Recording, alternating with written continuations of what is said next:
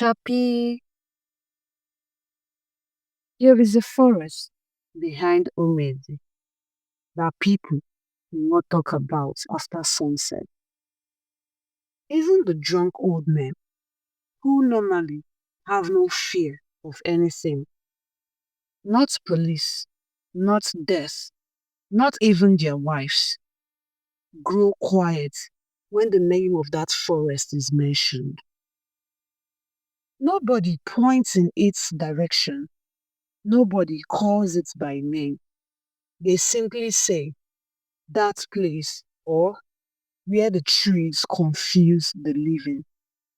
But I, Nne, I will tell you the story. Because what happened there many years ago was real.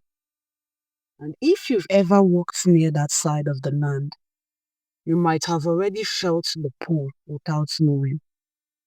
The forest doesn't drag you in, it invites you softly, slowly, with things that feel familiar.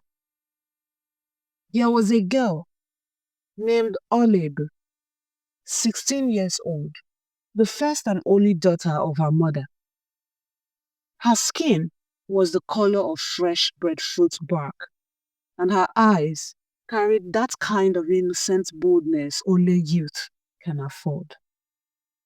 Everyone in Umueze knew her, not because she was loud, but because she was always there, fetching water, helping her mother sell cassava, running after her younger brother Chibuike. Olaedo was joy until the forest called her name. It started like this. One dry season morning, the harmattan dust had filled everyone's nostrils. The air was dry, and people moved slower than usual. Olaedo was on her way to the stream with her calabash, humming a quiet song. When she paused, the trees along the path were still. No birds, no wind, just silence. Then she heard it, a whisper, not sharp, not clear, just enough to tickle her ear like a memory. Hola, hola, Aldo. She turned. No one. Her eyes scanned the bushes. She shook her head and smiled.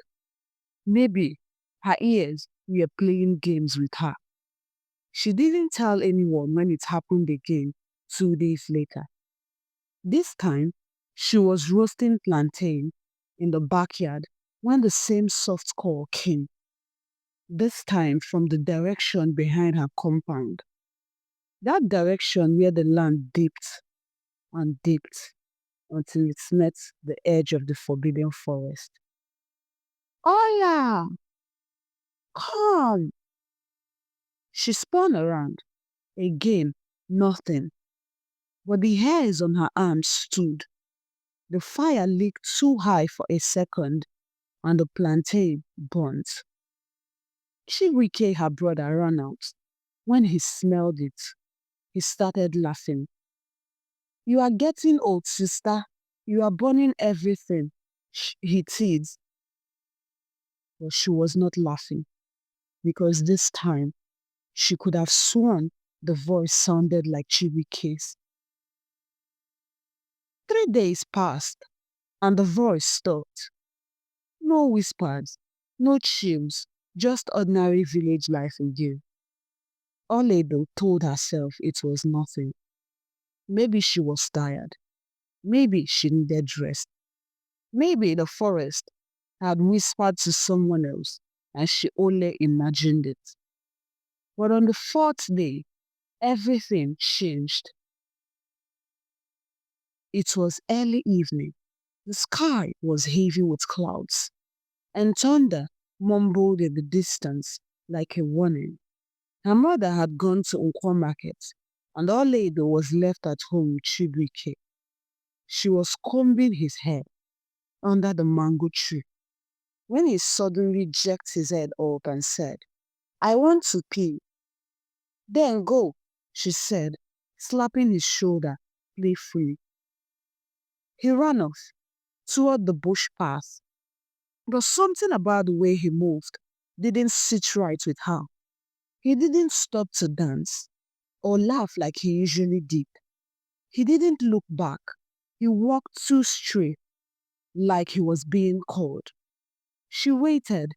1 minute, two, three. No sound, no rustling, just silence. "Chibuike," she called out. Nothing. "Chibuike, don't let me come and beat you," she shouted, pretending to be angry. Still, nothing. So she got up and followed him. She walked past the yam barn, past the broken fence, and into the narrow bush path. The smell changed.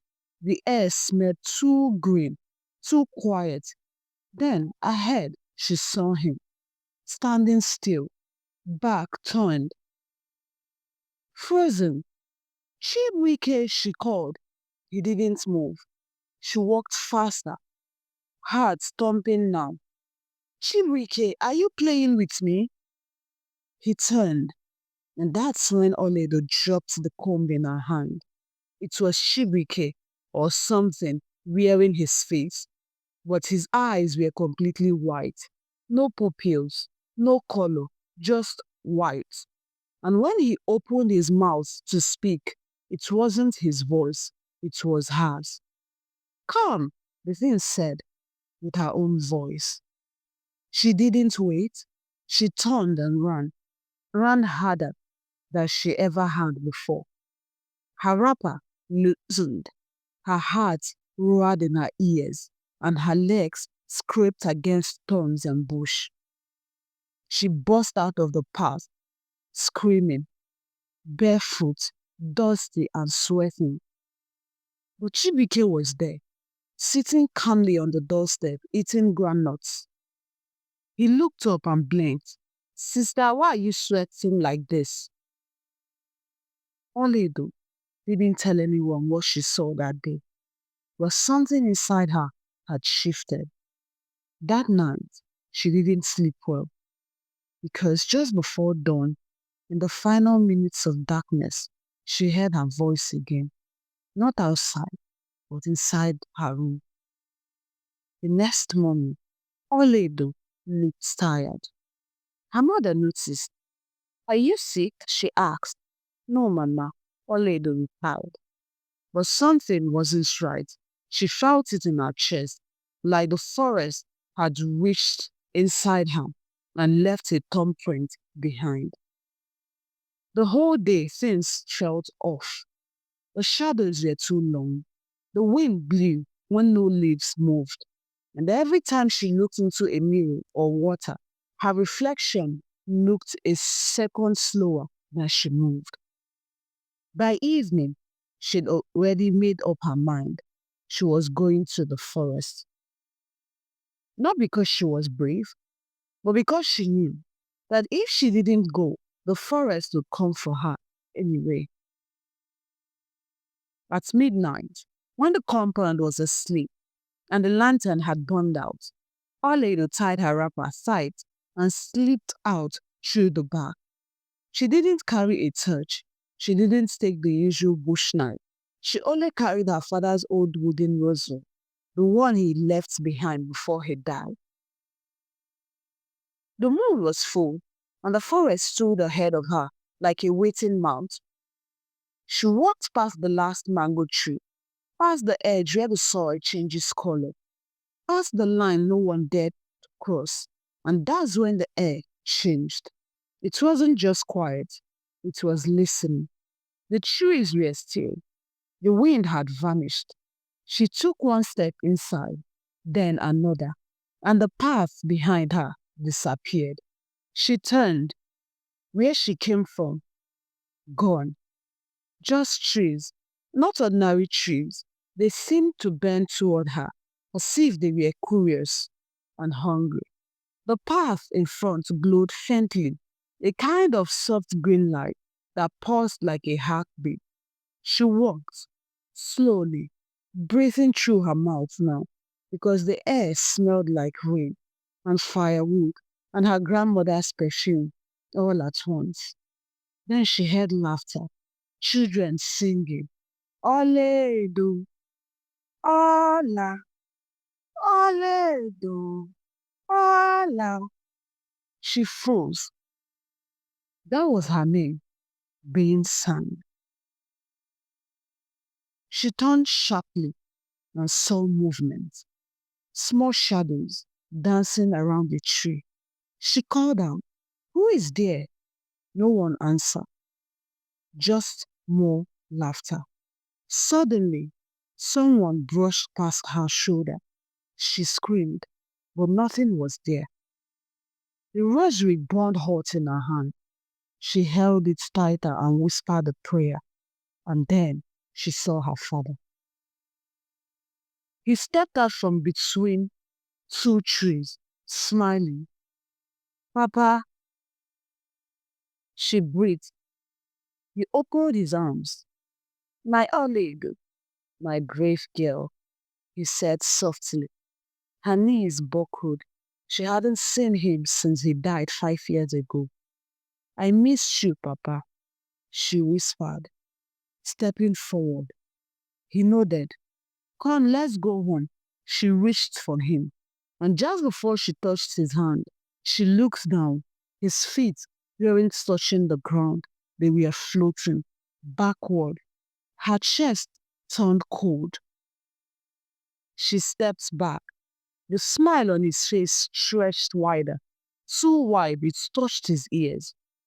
"You almost fell for it," he said, but his voice had changed. It was no longer her father's. It was deeper, hollow, mocking. Then he vanished, just like smoke. She ran again, but the forest didn't let her go easily. Every path she took bent, twisted, mocked her. She saw visions, her mother crying blood, Chibuike's head hanging from a tree, her own body being dragged by invincible hands. Each one felt real. Each one whispered her name. She fell once, twice, bruised her knees, but she didn't let go of the rosary. Finally, after what felt like a whole day inside a single night, she saw something, a faint orange light flickering in the distance. Firelight, a way out. She stumbled toward it, bleeding and shivering. And just before she stepped into the clearing, she heard a final whisper. "He didn't leave, he let you go." Olaedo burst out of the trees like a shadow running from itself. She didn't know how she got out. She didn't know what time it was. She didn't even know if her feet had touched the ground the entire way. But when she saw her compound's wooden fence ahead, she dropped to her knees. She was home, or so she thought. The air was still. The sky above had a strange purple hue. Her mother's chicken coop was there, but there were no chickens. The lantern by the door flickered, even though no one had lit it. Olaedo crawled to the doorstep, weak, scratched, and trembling. She raised her hand to knock on the door. It opened before she touched it. Her mother stood there, but her eyes were not right. Too glassy, too still. She stared at Olaedo for a long moment, then said, "Who are you looking for?" "Mama, it's me," Olaedo said, her voice cracking. "It's Olaedo." Her mother frowned. "My daughter is dead." Olaedo's mouth went dry. She looked past her mother into the house and saw herself sitting on the mat, eating roasted yam, smiling. Frozen, she blinked. The image vanished. She looked down at her hand. The rosary was gone. She hadn't even noticed. She stood up, slowly, backed away. Where? What? She whispered. Her mother had already closed the door. Olaedo turned and began to walk through the village, barefoot, dusty, and stunned. And that's when she saw the Nkwo market. It was bigger, brighter, strange faces, newer signs. She walked past a young woman holding a baby and heard her ask someone, Did you hear? They finally cleared the forest part. That place has been abandoned for 20 years. Olaedo froze. 20 years? Her knees gave way. A kind man nearby ran to her. Sister, are you okay? She looked up at him, her voice barely a breath. What year is this? He told her. It was exactly 20 years from the day she entered the forest. She didn't age. Her voice was still the same. Her face was still 16, but the world had moved on. Her mother had died from heartbreak 2 years after she vanished.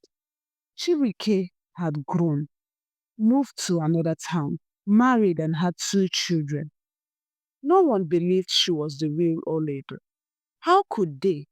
A girl missing for a 2 decade suddenly appears, not a day older, not a single memory shared with the new one.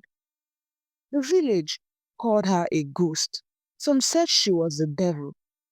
Others said she was not her, just something that had worn Olaedo's skin and returned to mock them. So they left her alone, and she did not speak. She sat each evening near the forest edge, barefoot, rosary-less, mumbling. Not mad, not sane, just there. And if you passed close enough and listened, you'd hear her mutter, I didn't come out, I was pushed out. Something else stayed in my place and it remembers my name. For years, Olaedo sat there at the forest of the illusion in silence. People stopped pointing. Children stopped asking. She became part of the landscape, like the mango tree or the cracked wall. But those who dared to look closer noticed something strange. Every time someone passed her with bare feet, she twitched. Every time someone hummed a childhood song, her lips moved like she was remembering something she hadn't lived. And every time someone whispered, Oledo, even by mistake, her eyes would flit toward the forest, fast like a hound that had heard its master's call. One evening, just as the moon was beginning to rise red over Umueze, a small boy wandered too close to the forest. He was playing, chasing a leaf and laughing. Then he paused, turned his head and whispered, Mama. His mother, hanging clothes on the line, looked up and said, Eh? But he didn't answer. He had already stepped over the edge. Just one foot, just one breath. And from across the village, Oledo stood, slowly, without help, without shaking. She began to walk, not toward the child, but toward the forest. She smiled for the first time in 20 years. That night, the wind howled so high that the roof trembled. Goats bleated until their throats cracked. No one slept. By morning, the child was found just beyond the forest edge, curled up in a leaf, alive. But when they asked him what happened, he only said, The girl with no shadow told me to run. Oledo was never seen again, not fully. But sometimes At the corner of your eye, at the moment between sleep and waking, people say you can still see her, standing between two trees, watching, listening, waiting for someone who hears their name when no one is calling.